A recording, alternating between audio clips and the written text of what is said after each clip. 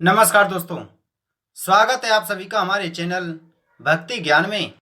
प्रिय मित्रों, आज हम आपको अपने चैनल पर श्रीमद् भागवत महापुराण के चतुर्थ अध्याय की कथा का श्रवण करा रहे हैं। इसमें गोकर्णोपाख्यान प्रारंभ है। श्री सूत जी कहते हैं, मुनिवर, उस समय अपने भक्तों के चित्त में अलौकिक भक्ति का प्रादुर्भाव हुआ। देख भक्तवत्सल श्री भगवान अपना धाम छोड़कर वहां पधारे। उनके गले में बनमाला शोभा पा रही थी। श्रीअंग सजल जलधर के समान श्याम वर्ण था। उस पर मनोहर पीतांबर सुशोभित था। कटि प्रदेश करधनी की लड़ियों से सुसज्जित था। सिर पर मुकुट की लटक और कानों में कुंडलों की झलक देखते ही बनती थी। वे त्रिभंग ललित भाव से खड़े हुए चित्त को चुराए लेते थे। वक्षस्थल पर कौस्तुभ मणि दमक रही थी। सारा श्री अंग हरिचंदन से चर्चित था। उस रूप की शोभा क्या कहें। उसने तो मानो करोड़ों कामदेवों की रूप माधुनी छीन ली थी। वे परमानंद चित्त मूर्ति मधुर अति मधुर मुरलीधर ऐसी अनुपम छवि से अपने भक्तों के निर्मल चित्तों में आविर्भूत हुए। भगवान के नित्य लोक निवासी लीला परिकर उद्भवादी वहां गुप्त रूप से उस कथा को सुनने के लिए आए हुए थे। प्रभु के प्रकट होते ही चारों ओर जय हो की ध्वनि होने लगी। उस समय भक्ति रस का अद्भुत प्रवाह चला। बार बार अबीर गुलाल और पुष्पों की वर्षा तथा शंख ध्वनि होने लगी। उस सभा में जो लोग बैठे थे उन्हें अपने देह गेह और आत्मा की भी कोई सुधि न रही। उनकी ऐसी तन्मयता देखकर नारद जी कहने लगे, मुनीश्वरगण, आज सप्ताह श्रवण की मैंने यह बड़ी ही अलौकिक महिमा देखी। यहाँ तो जो बड़े मूर्ख दुष्ट और पशु पक्षी भी हैं वे सभी अत्यंत निष्पाप हो गए हैं। अतः इसमें संदेह नहीं है कि कलिकाल में चित्त की शुद्धि के लिए इस भागवत कथा के समान मृत्युलोक में पाप पुंज का नाश करने वाला कोई दूसरा पवित्र साधन नहीं है। मुनिवर, आप लोग बड़े कृपालु हैं। आपने संसार के कल्याण का विचार करके यह बिल्कुल निराला ही मार्ग निकाला है। आप कृपा यह तो बताइए कि इस कथा रूप सप्ताह यज्ञ के द्वारा संसार में कौन कौन लोग पवित्र हो जाते हैं। सनकादि ने कहा, जो लोग सदा तरह तरह के पाप किया करते हैं, निरंतर दुराचार में ही तत्पर रहते हैं और उल्टे मार्गों से चलते हैं, तथा जो क्रोधाग्नि से जलते रहने वाले कुटिल और काम परायण हैं, वे सभी इस कलयुग में सप्ताह यज्ञ से पवित्र हो जाते हैं। जो सत्य से अच्युत माता पिता की निंदा करने वाले, तृष्णा के मारे व्याकुल, आश्रम धर्म से रहित, दम्भी, दूसरों की उन्नति देखकर कुढ़ने वाले और दूसरों को दुख देने वाले हैं, वे भी कलयुग में सप्ताह यज्ञ से पवित्र हो जाते हैं। जो मदिरापान, ब्रह्म हत्या, स्वर्ण की चोरी, गुरु स्त्री गमन और विश्वासघात, ये 5 महापाप करने वाले, छल छल परायण, क्रूर, पिशाचों के समान निर्दयी, ब्राह्मणों के धन से पुष्ट होने वाले और व्यभिचारी हैं, वे भी कलयुग में सप्ताह यज्ञ से पवित्र हो जाते हैं। जो दुष्ट आग्रह पूर्वक सर्वदा मन, वाणी या शरीर से पाप करते रहते हैं, दूसरे के धन से ही पुष्ट होते हैं तथा मलिन मन और दुष्ट हृदय वाले हैं, वे भी कलयुग में सप्ताह यज्ञ से पवित्र हो जाते हैं। नारद जी, अब हम तुम्हें इस विषय में एक प्राचीन इतिहास सुनाते हैं। उसके सुनने से ही सब पाप नष्ट हो जाते हैं। पूर्व काल में तुंगभद्रा नदी के तट पर एक अनुपम नगर बसा हुआ था। वहाँ सभी वर्णों के लोग अपने अपने धर्मों का आचरण करते हुए सत्य और सत्कर्म में तत्पर रहते थे। उस नगर में समस्त वेदों का विशेषज्ञ और स्रोत स्मार्त कर्मों में निपुण एक आत्मदेव नामक ब्राह्मण रहता था। वह साक्षात दूसरे सूर्य के समान तेजस्वी था। वह धनी होने पर भी भिक्षाजीवी था। उसकी प्यारी पत्नी धुंधली कुलीन एवं सुंदरी होने पर भी सदा अपनी बात पर अड़ जाने वाली थी।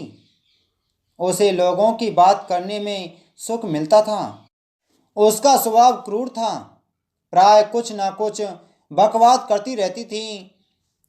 गृह कार्य में निपुण थी, कृपण थी और भी झगड़ालू थी। इस प्रकार ब्राह्मण दंपति प्रेम से अपने घर में रहते और विहार करते थे। उनके पास अर्थ और भोग विलास की सामग्री बहुत थी। घर द्वार भी सुंदर थे, परंतु उससे उन्हें सुख नहीं था। जब अवस्था बहुत ढल गई तब उन्होंने संतान के लिए तरह तरह के पुण्य कर्म आरंभ किए और वे दीन दुखियों को गौ, पृथ्वी, स्वर्ण और वस्त्रादि दान करने लगे। इस प्रकार धर्म मार्ग में उन्होंने अपना आधा धन समाप्त कर दिया, तो भी उन्हें पुत्र या पुत्री किसी का भी मुख देखने को ना मिला। इसलिए अब वह ब्राह्मण बहुत ही चिंतातुर रहने लगा। एक दिन वह ब्राह्मण देवता बहुत दुखी होकर घर से निकलकर वन को चला गया। दोपहर के समय उसे प्यास लगी, इसलिए वह एक तालाब पर आया। संतान के अभाव के दुख ने उसके शरीर को बहुत सुखा दिया था, इसलिए थक जाने पर जल पीकर वह वहीं बैठ गया। 2 घड़ी बीतने पर वहां एक सन्यासी महात्मा आए। जब ब्राह्मण देवता ने देखा कि वे जल पी चुके हैं, तब वह उनके पास गया और चरणों में नमस्कार करके बाद सामने खड़े होकर लंबी लंबी सांसें लेने लगा। सन्यासी ने पूछा, कहो ब्राह्मण देवता, रोते क्यों हो? ऐसी तुम्हें क्या भारी चिंता है? तुम जल्दी ही मुझे अपने दुख का कारण बताओ। ब्राह्मण ने कहा, महाराज, मैं अपने पूर्व जन्म के पापों से संचित दुख का क्या वर्णन करूं? अब मेरे पितर मेरे द्वारा दी हुई जलांजलि जल को अपनी चिंता जनित सांस से कुछ गर्म करके पीते हैं। देवता और ब्राह्मण मेरा दिया हुआ प्रसन्न मन से स्वीकार नहीं करते। संतान के लिए मैं इतना दुखी हो गया हूँ कि मुझे सब सूना ही सूना दिखाई देता है। मैं प्राण त्यागने के लिए यहाँ आया हूँ। संतानहीन जीवन को धिक्कार है, संतानहीन ग्रह को धिक्कार है, संतानहीन धन को धिक्कार है और संतानहीन कुल को धिक्कार है। मैं जिस गाय को पालता हूँ वह भी सर्वथा बाँझ हो जाती है। जो पेड़ लगाता हूँ उस पर भी फल फूल नहीं लगते। मेरे घर में जो फल आता है वह भी बहुत जल्दी सड़ जाता है। जब मैं ऐसा अभागा और पुत्रहीन हूँ तब फिर इस जीवन को ही रखकर मुझे क्या करना है? यूं कहकर वह ब्राह्मण दुख से व्याकुल हो उन सन्यासी महात्मा के पास फूट फूट कर रोने लगा। तब उन यति वर के हृदय में बड़ी करुणा उत्पन्न हुई। वे योगनिष्ठ थे। उन्होंने उसके ललाट की रेखाएं देखकर सारा वृतांत जान लिया और फिर उसे विस्तार पूर्वक कहने लगे। सन्यासी ने कहा, ब्राह्मण देवता, इस प्रजा प्राप्ति का मोह त्याग दो। कर्म की गति प्रबल है। विवेक का आश्रय लेकर संसार की वासना छोड़ दो। विप्रवर सुनो, मैंने इस समय तुम्हारा प्रारब्ध देखकर निश्चय किया है कि 7 जन्म तक तुम्हारी कोई संतान किसी प्रकार की नहीं हो सकती। पूर्व काल में राजा सगर एवं अंग को संतान के कारण दुख भोगना पड़ा था। ब्राह्मण, अब तुम कुटुंब की आशा छोड़ दो। संन्यास में ही सब प्रकार का सुख है। ब्राह्मण ने कहा, महात्मा जी, विवेक से मेरा क्या होगा? मुझे तो बलपूर्वक पुत्र दीजिए, नहीं तो मैं आपके सामने ही शोक मूर्छित होकर अपने प्राण त्यागता हूं। जिसमें पुत्र, स्त्री आदि का सुख नहीं है, ऐसा संन्यास तो सर्वथा नीरस ही है। लोक में सरस तो पुत्र पौत्रादि से भरा पूरा गृहस्थ आश्रम ही है। ब्राह्मण का ऐसा आग्रह देखकर उन तपोधन ने कहा, विधाता के लेख को मिटाने का हठ करने से राजा चित्रकेतु को बड़ा कष्ट उठाना पड़ा था। इसलिए देव जिसके उद्योग को कुचल देता है, उस पुरुष के समान तुम्हें भी पुत्र से सुख नहीं मिल सकेगा। तुमने तो बड़ा हठ पकड़ रखा है और अर्थी के रूप में तुम मेरे सामने उपस्थित हो। ऐसी दशा में मैं तुमसे क्या कहूँ। जब महात्मा जी ने देखा कि यह किसी प्रकार अपना आग्रह नहीं छोड़ता, तब उन्होंने उसे एक फल देकर कहा, इसे तुम अपनी पत्नी को खिला देना, इससे उसके एक पुत्र होगा। तुम्हारी स्त्री को 1 साल तक सत्य, शौच, दया, दान और एक समय एक ही अन्न खाने का नियम रखना चाहिए। यदि वह ऐसा करेगी तो बालक बहुत शुद्ध स्वभाव वाला होगा। यों कहकर वे योगी राज चले गए और ब्राह्मण अपने घर लौट आया। वहां आकर उसने वह फल अपनी स्त्री के हाथ में दे दिया और स्वयं कहीं चला गया। उसकी स्त्री तो कुटिल स्वभाव की थी। वह रो रोकर अपनी एक सखी से कहने लगी, सखी, मुझे तो बड़ी चिंता हो गई। मैं तो यह फल नहीं खाऊंगी। फल खाने से गर्व रहेगा और गर्भ से पेट बढ़ जाएगा, फिर कुछ खाया पिया नहीं जाएगा। इससे मेरी शक्ति क्षीण हो जाएगी। तब बता, घर का धंधा कैसे होगा। और देववश यदि कहीं गांव में डाकुओं का आक्रमण हो गया तो गर्भिणी स्त्री कैसे भागेगी। यदि सुखदेव जी की तरह यह गर्भ भी पेट में ही रह गया तो इसे बाहर कैसे निकाला जाएगा। और कहीं प्रसव काल में समय वह टेढ़ा हो गया तो फिर प्राणों से ही हाथ धोना पड़ेगा। यूं ही प्रसव के समय बड़ी भयंकर पीड़ा होती है। मैं सुकुमारी भला यह सब कैसे सह सकूंगी। मैं जब दुर्बल पड़ जाऊंगी तब ननद रानी आकर घर का सब माल मता समेट ले जाएगी और मुझसे तो सत्य शौचादि नियमों का पालन होना भी कठिन ही जान पड़ता है।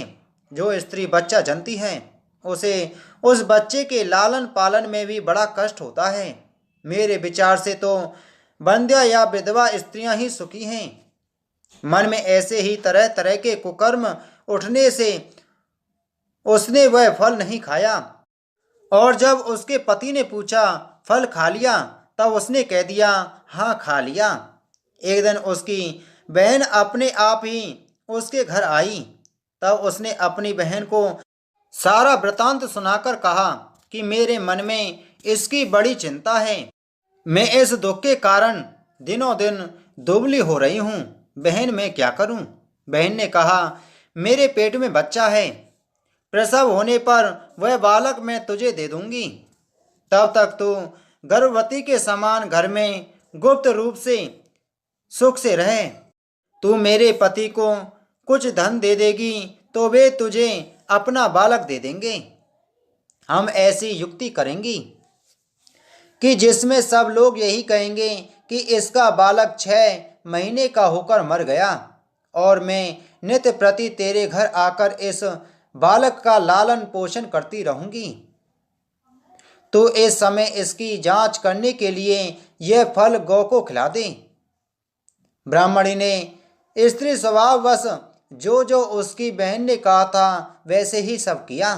इसके पश्चात समय अनुसार जब उस स्त्री के पुत्र हुआ तब उसके पिता ने चुपचाप लाकर उसे धुंधली को दे दिया और उसने आत्मदेव को सूचना दे दी कि मेरे सुखपूर्वक बालक हो गया है। इस प्रकार आत्मदेव के पुत्र हुआ सुनकर सब लोगों को बड़ा आनंद हुआ। ब्राह्मण ने उसका जात कर्म संस्कार करके ब्राह्मणों को दान दिया और उसके द्वार पर गाना बजाना तथा अनेक प्रकार के मांगलिक कृत्य होने लगे। धुंधली ने अपने पति से कहा, मेरे स्तनों में तो दूध ही नहीं है, फिर गौ आदि किसी अन्य जीव के दूध से मैं इस बालक का किस प्रकार पालन करूंगी। मेरी बहन के अभी बालक हुआ था, वह मर गया है। उसे बुलाकर अपने यहाँ रख लें तो वह आपके इस बच्चे का पालन पोषण कर लेगी। तब पुत्र की रक्षा के लिए आत्मदेव ने वैसा ही किया तथा माता धुंधली ने उस बालक का नाम धुंधकारी रखा। इसके बाद 3 महीने बीतने पर उस गौ के भी एक मनुष्याकार बच्चा हुआ। वह सर्वांग सुंदर, दिव्य, निर्मल तथा स्वर्ण की सी कांति वाला था।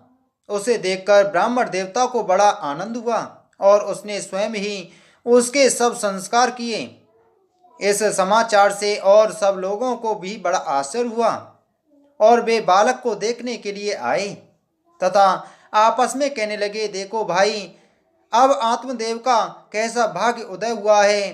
कैसे आश्चर्य की बात है कि गौ के भी ऐसा दिव्य रूप बालक उत्पन्न हुआ है। देव योग से इस गुप्त रहस्य का किसी को भी पता न लगा। आत्मदेव ने उस बालक के गौ के से कान देखकर उसका नाम गोकर्ण रखा। कुछ काल बीतने पर वे दोनों बालक जवान हो गए। उनमें गोकर्ण तो बड़ा पंडित और ज्ञानी हुआ, किंतु धुंधकारी बड़ा ही दुष्ट निकला। स्नान शौचादि ब्राह्मणोचित आचारों का उसमें नाम भी न था और न खान पान का ही कोई परहेज था। क्रोध उसमें बहुत बड़ा चढ़ा था। वह बुरी बुरी वस्तुओं का संग्रह किया करता था। मुर्दों के हाथ से चुआया हुआ अन्न भी खा लेता था। दूसरों की चोरी करना और सब लोगों से द्वेष बढ़ाना उसका स्वभाव बन गया था। छिपे छिपे वह दूसरों के घरों में आग लगा देता था। दूसरों के बालकों को खेलने के लिए गोद में लेता और उन्हें चट कुएं में डाल देता। ईसा का उसे व्यसन सा हो गया था। हर समय वह अस्त्र शस्त्र धारण किए रहता और बेचारे अंधे और दीन दुखियों को व्यर्थ तंग करता। चांडालों से उसका विशेष प्रेम था। बस हाथ में फंदा लिए कुत्तों की टोली के साथ शिकार की टोल में घूमता रहता। वेश्याओं के जाल में फंसकर उसने अपने पिता की सारी संपत्ति नष्ट कर दी। एक दिन माता पिता को मार पीट कर घर के सब बर्तन भांडे उठा ले गया। इस प्रकार जब सारी संपत्ति स्वाह हो गई तब उसका कृपण पिता फूट फूट कर रोने लगा और बोला, इससे तो इसकी माँ का बांझ रहना ही अच्छा था। कुपुत्र तो बड़ा ही दुखदायी होता है। अब मैं कहाँ रहूं, कहाँ जाऊं? मेरे इस संकट को कौन काटेगा? हाय, मेरे ऊपर तो बड़ी विपत्ति आ पड़ी है। इस दुख के कारण अवश्य मुझे एक दिन प्राण छोड़ने पड़ेंगे। उसी समय परम ज्ञानी गोकर्ण जी वहां आए और उन्होंने पिता को वैराग्य का उपदेश करते हुए बहुत समझाया। वे बोले, पिताजी, यह संसार असार है। यह अत्यंत दुख रूप और मोह में डालने वाला है। पुत्र किसका, धन किसका, स्त्रीवान पुरुष रात दिन दीपक के समान जलता रहता है। सुख ना तो इंद्र को है और ना चक्रवर्ती राजा को ही। सुख है तो केवल विरक्त एकांत जीवी मुनि को। यह मेरा पुत्र है। इस अज्ञान को छोड़ दीजिए। मोह से नरक की प्राप्ति होती है। यह शरीर तो नष्ट होगा ही, इसलिए सब कुछ छोड़कर वन में चले जाइए। गोकर्ण के वचन सुनकर आत्मदेव वन में जाने के लिए तैयार हो गया और उनसे कहने लगा, बेटा, वन में रहकर मुझे क्या करना चाहिए, यह मुझसे विस्तार पूर्वक कहो। मैं बड़ा मूर्ख हूँ। अब तक कर्मवश स्नेह पास में बंधा हुआ अपंग की भांति इस घर रूप अंधेरे कुएं में ही पड़ा रहा हूँ। तुम बड़े दयालु हो, इससे मेरा उद्धार करो। गोकर्ण ने कहा, पिताजी, यह शरीर हड्डी मांस और रुधिर का पिंड है। इसे आप में मानना छोड़ दें और स्त्री पुत्रादि को अपना कभी न माने। इस संसार को रात दिन क्षण भंगर देखें। इसकी किसी भी वस्तु को स्थायी समझकर उसमें राग ना करें। बस एकमात्र वैराग्य रस के रसिक होकर भगवान की भक्ति में लगे रहें। भगवत जन ही सबसे बड़ा धर्म है। निरंतर उसी का आश्रय लिए रहें। अन्य सब प्रकार के लौकिक धर्मों से मुख मोड़ लें, सदा साधु जनों की सेवा करें, भोगों की लालसा को पास न भटकने दें तथा जल्दी से जल्दी दूसरे के गुण दोषों का विचार करना छोड़कर एकमात्र भागवत सेवा और भगवान की कथाओं के रस का ही पान करें। इस प्रकार पुत्र की वाणी से प्रभावित होकर आत्मदेव ने घर छोड़ दिया और वन की यात्रा की। यद्यपि उसकी आयु उस समय 60 वर्ष की हो चुकी थी, फिर भी बुद्धि में पूरी दृढ़ता थी। वहां रात दिन भगवान की सेवा पूजा करने से और नियम पूर्वक भगवत के 10वें स्कंद का पाठ करने से उसने भगवान श्री कृष्णचंद्र को प्राप्त कर लिया। इति श्री पद्म पुराणे उत्तरखंडे श्रीमद्भागवत महात्म्ये विप्रमोक्षो नाम 4थो अध्याय संपूर्ण। बोलो श्री कृष्णचंद्र महाराज की जय। दोस्तों, अगर आपको यह कथा अच्छी लगी हो, श्रीमद् भागवत महापुराण की कथा अच्छी लगी हो, तो कथा को लाइक करें, कथा को ज़्यादा से ज़्यादा शेयर करें। आगे की कथा में श्रीमद् भागवत महापुराण के 5वें अध्याय में हम कथा का श्रवण करेंगे। धुंधकारी को प्रेत योनि की प्राप्ति और प्रेत योनि से उद्धार।